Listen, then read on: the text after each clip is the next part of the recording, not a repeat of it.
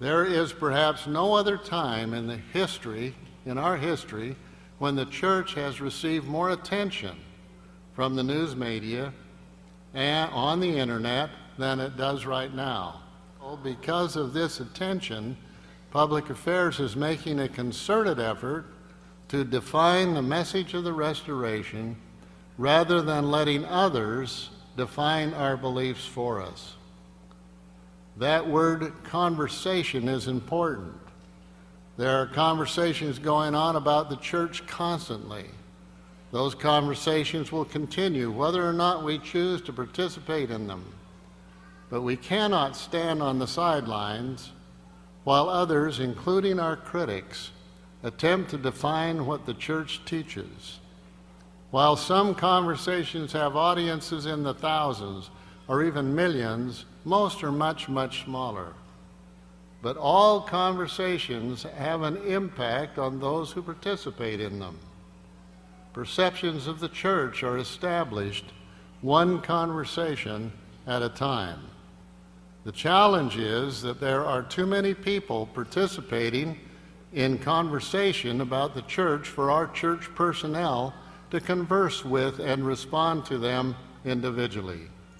We cannot answer every question, satisfy every inquiry, and respond to every inaccuracy that exists. As I said at General Conference in October, we need to remember that there is a difference between interest and curiosity. Sometimes people just want to know what the church is. And some who seek answers want them to come directly from a member of the church, like each one of you. They appreciate one-on-one conversations. Now, all of you know that members of the Church of Jesus Christ of Latter-day Saints are constantly reminded and encouraged to share the gospel with others. The church is always looking for the most effective ways to declare our message.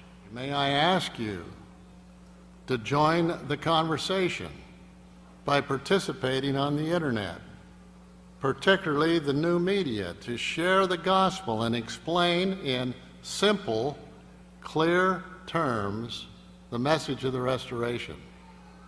Most of you already know that if you have access to the internet, you can start a blog in minutes and begin sharing what you know to be true.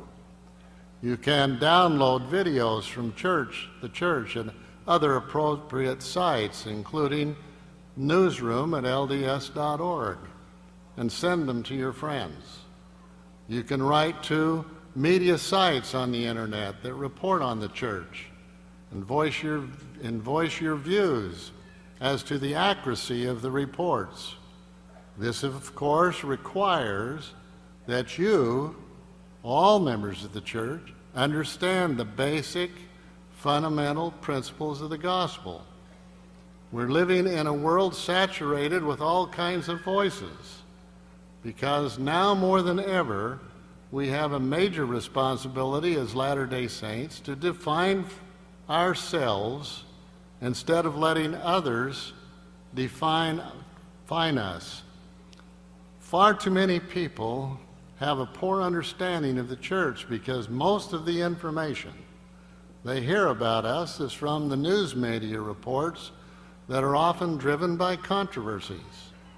Too much attention to controversy has a negative impact on people's perceptions of what the Church of Jesus Christ of Latter-day Saints really is.